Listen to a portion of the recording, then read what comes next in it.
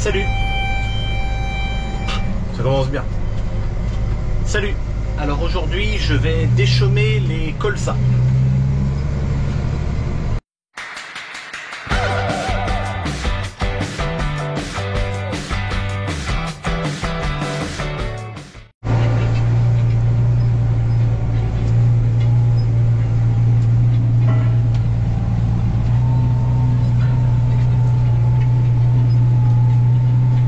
Alors on va s'arrêter une seconde, voir ce que ça donne.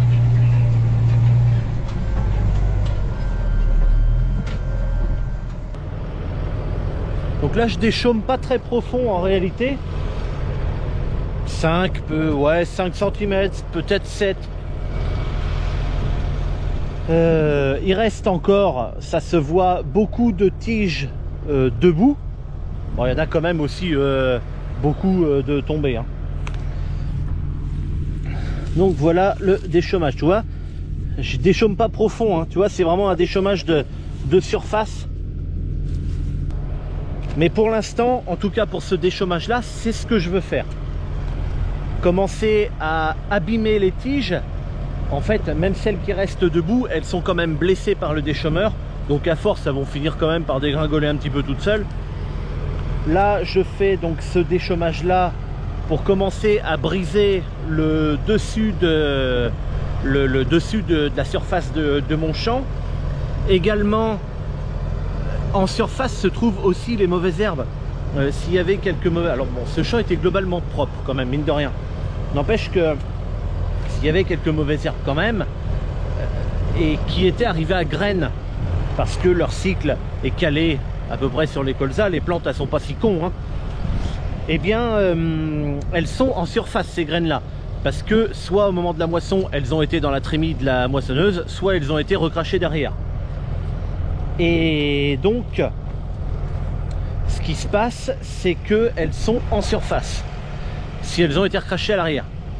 Fait que, en déchaumant comme ça, là, la surface surtout, moi, ça me permet de créer une situation favorable à la germination de ces mauvaises graines. Donc comme ça elles vont commencer à germer, à faire leurs petites racines et machin là, elles vont lever, et ensuite je repasserai, parce que moi c'est pas le seul travail du sol que je vais faire là, hein. Il y aura également un travail du sol avec le déchaumeur à dents, un travail du sol plus profond, hein, bien sûr, avant d'y implanter un blé.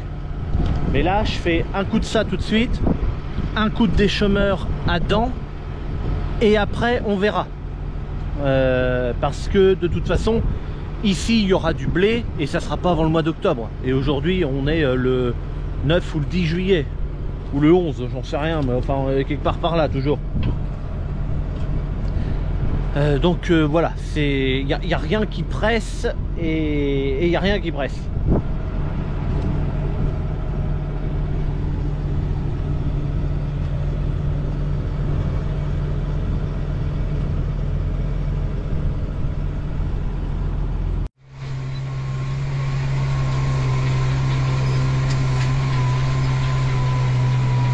Là on est dans une période,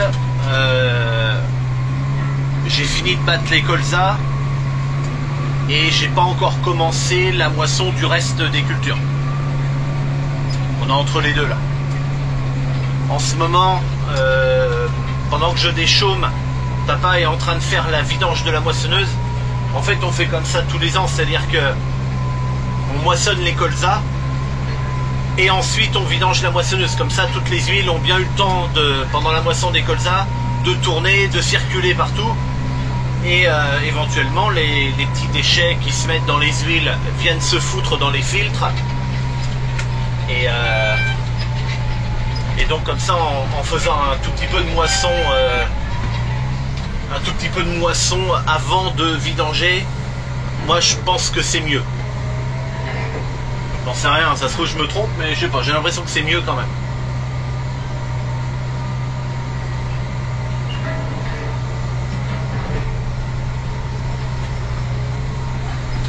Allez.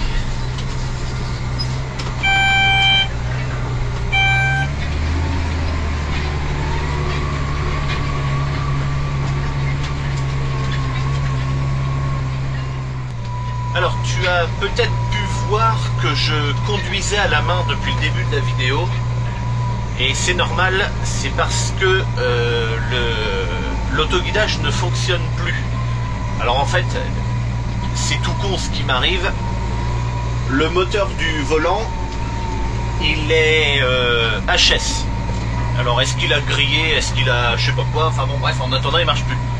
Ce qui s'est passé, si tu veux, c'est que avec FJ Dynamics, on fait des essais, j'en fais souvent, même encore pour AT1, j'en fais pour AT2, mais encore avec AT1, parce que malgré le fait que FJ Dynamics ait sorti un nouveau modèle, donc AT2, il continue de faire évoluer AT1. Ça c'est quand même bien qu'ils n'aient pas abandonné celui-là parce qu'ils ont sorti le nouveau. Et en fait, si tu veux, ben, à force de faire des tests, et ben, ça a fait griller le volant, quoi. Donc ça c'était... Aujourd'hui on est vendredi.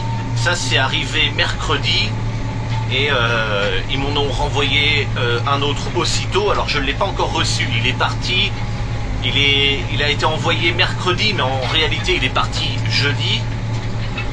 Et donc je l'aurai peut-être demain. Aujourd'hui ça m'étonnerait. Peut-être demain si le facteur, mais je suis pas sûr, sinon lundi. Voilà. Et le technicien m'expliquait qu'effectivement des fois à force de faire des tests, machin, ça pouvait arriver. C'est assez rare, mais ça pouvait arriver. Bon, c'est tombé sur moi, c'est pas grave, hein. Après tout, enfin, voilà, j'ai choisi moi aussi de faire les... J'ai choisi moi de faire les tests aussi, donc je savais qu'à un moment donné, ce genre de conneries pouvait arriver. Donc voilà. Alors il va arriver rapidement parce qu'il va pas... le moteur qui m'a été envoyé arrive pas de Chine. Il y a maintenant tout ce qu'il faut en France, et donc il est parti de France. Donc voilà, c'est pour ça que je conduis à la main, c'est parce que j'ai plus de volant. Alors si j'avais une solution quand même, c'était de démonter le volant du New Holland par exemple, et puis de le mettre à la place de celui-là, et puis voilà, c'était reparti. Mais j'ai pas envie, je sais conduire à la main encore, j'ai fait ça jusqu'à maintenant, enfin jusqu'à ce temps que j'ai un GPS, c'est bon, je peux déchaumer 3 parcelles à la main, ça va. Alors par contre il est toujours allumé,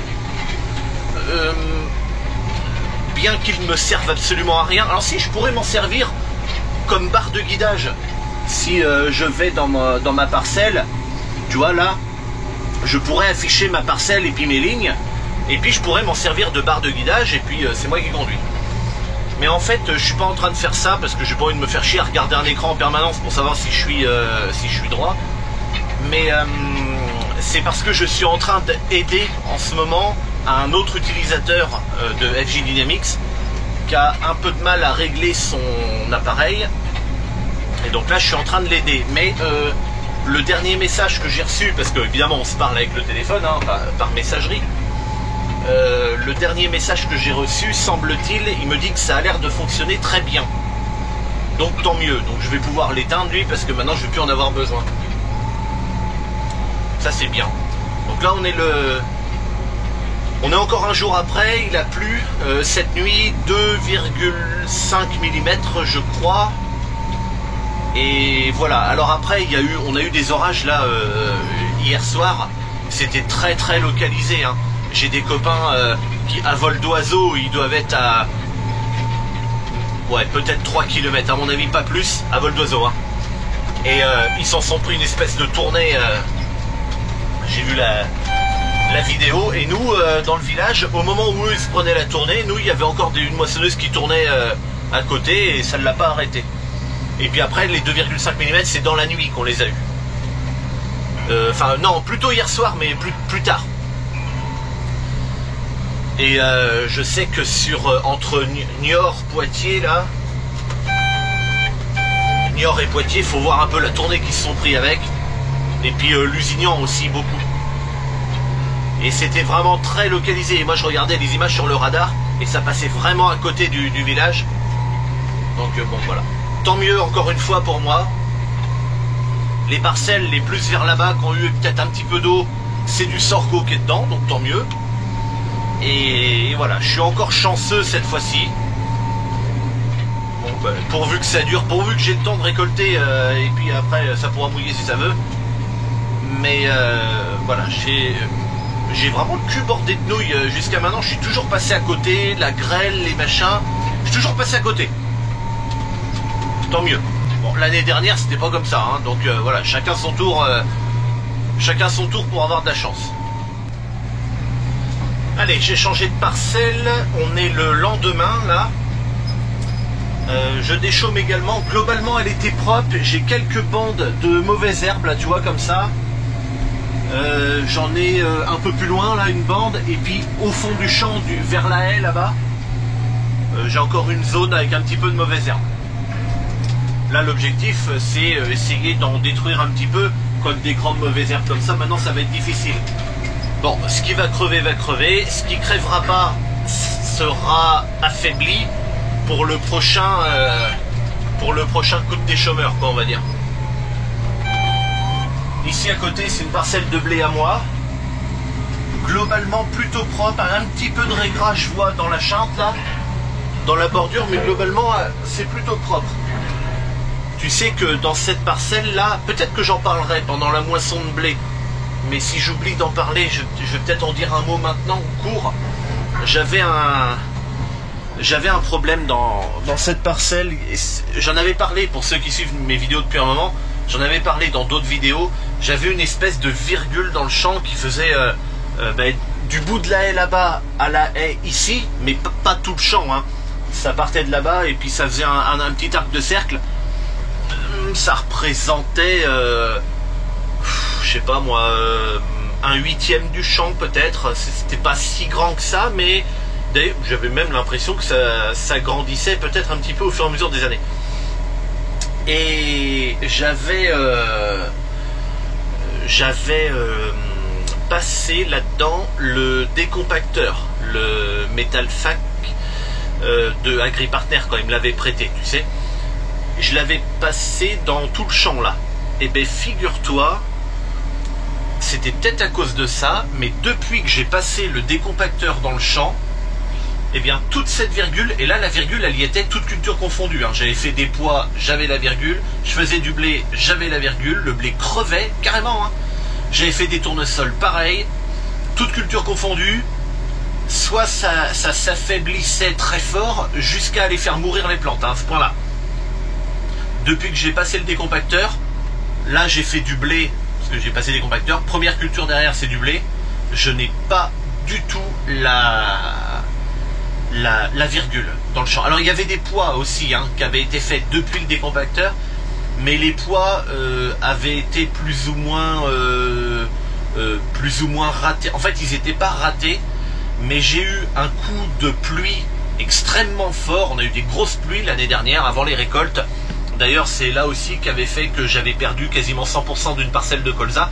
Heureusement petite parcelle, 1 hectare 70, donc ça allait, quoi. Bon, c'est toujours pénible de perdre une parcelle, mais bon, sur la surface que j'avais, bon voilà, j'avais eu plus de chance que d'autres, on va dire. Et donc là ben, il y a eu grosse pluie qui m'avait couché les pois, ce qui fait qu'il y avait la moitié du champ que j'avais pas pu récolter tellement c'était plaqué au sol. Et même avec les doigts releveurs de la coupe, j'arrivais pas à les choper, quoi. Donc à ce point-là, hein, vraiment. Donc il y a la moitié du champ qui est resté au sol.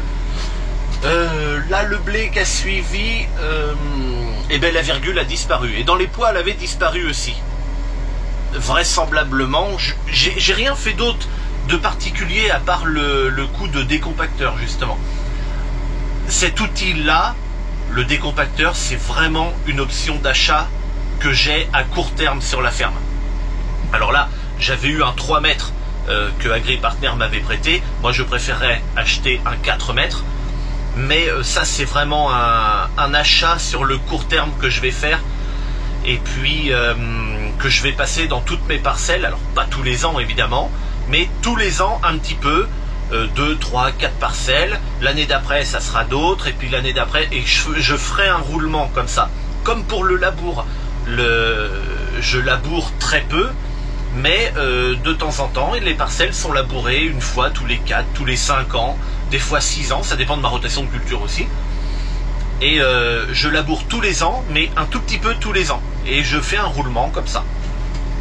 Et alors là, par contre, les 2 parcelles de colza qui étaient dégueulasses, là, que j'ai fait voir dans la vidéo de moisson de colza, ces 2 parcelles là, il va y avoir un coup de broyeur dedans avant de déchaumer, parce que ça va pas être possible, quoi. Je vais pas, il y a trop de végétation, le déchaumeur va rouler sur l'herbe, en fait, si on veut le dire comme ça.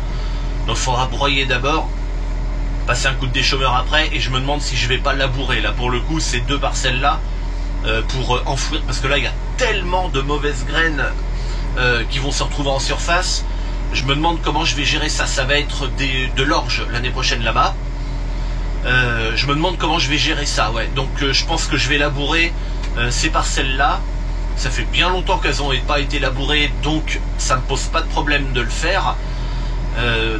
Donc ouais, je pense que c'est ça qui va se passer, au moins dans ces 2 parcelles là. On verra les autres, mais au moins dans ces 2 là, ouais.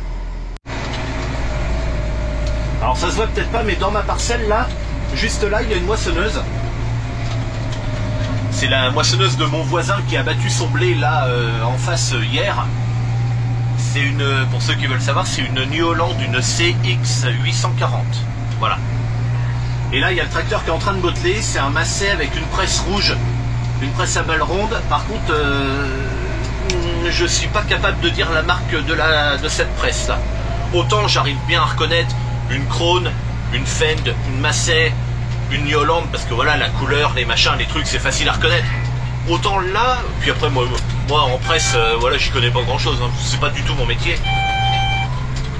Et si ça se trouve, parce que c'est pas mon voisin, hein, il est, est-ce qu'il vend ou est-ce qu'il en échange pas, il fumier, mais c'est pas lui qui bottelle. Mon voisin qui a le champ de blé, la moissonneuse, il est céréalier comme moi. Mais là, si ça se trouve, le gars là, je le reconnais pas, mais si ça se trouve, je le connais, hein. Mais c'est juste que là, j'arrive pas à le reconnaître là de loin. Je sais, puis je reconnais pas le tracteur ni la presse.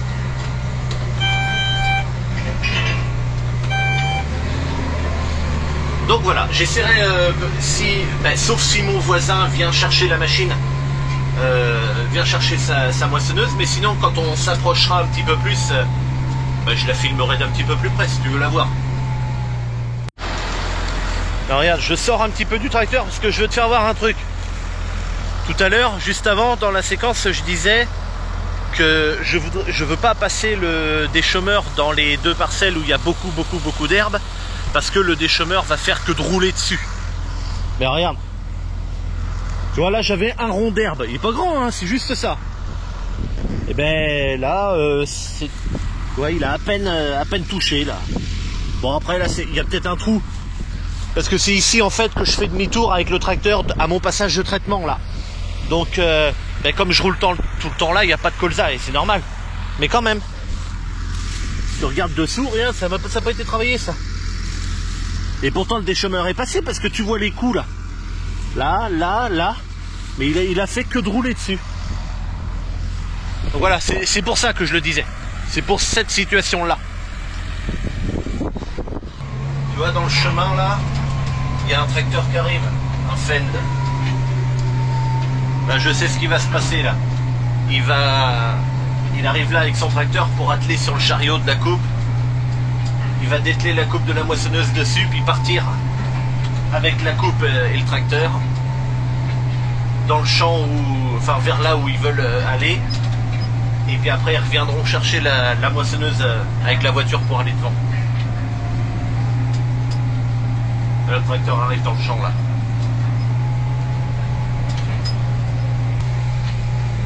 Bon allez, ils sont là en train de dételer la coupe, là ça y est, j'ai été dire bonjour, puis on a discuté 5 minutes.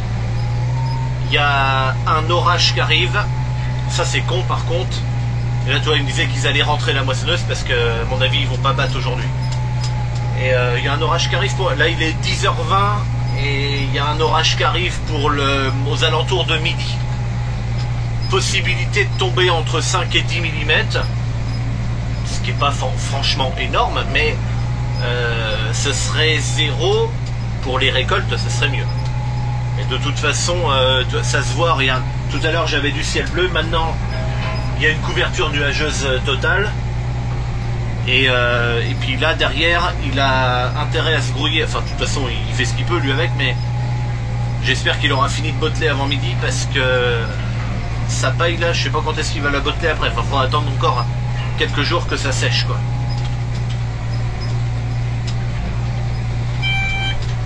Donc voilà.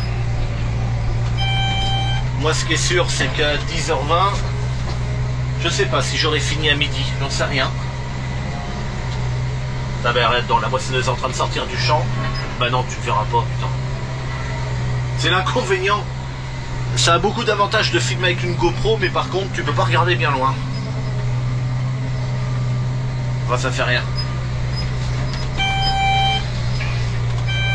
Allez, hop. Bon, bah moi je vais continuer. Je vais faire tout ce que je peux, et puis ben... j'arrêterai, soit à midi j'arrêterai pour aller manger, ou alors c'est la pluie qui va me chasser, mais... Je me rends pas compte, j'arrive pas à savoir si je peux avoir fini avant midi. Oh, peut-être que oui quand même. Moi j'en sais rien, on verra. On verra bien. Là, je voulais te faire voir un truc que j'ai vu quand je suis descendu tout à l'heure, quand j'ai été discuté pour la moissonneuse. J'avais pas fait attention avant. Regarde tous les petits... Ça c'est des petits colzas ça.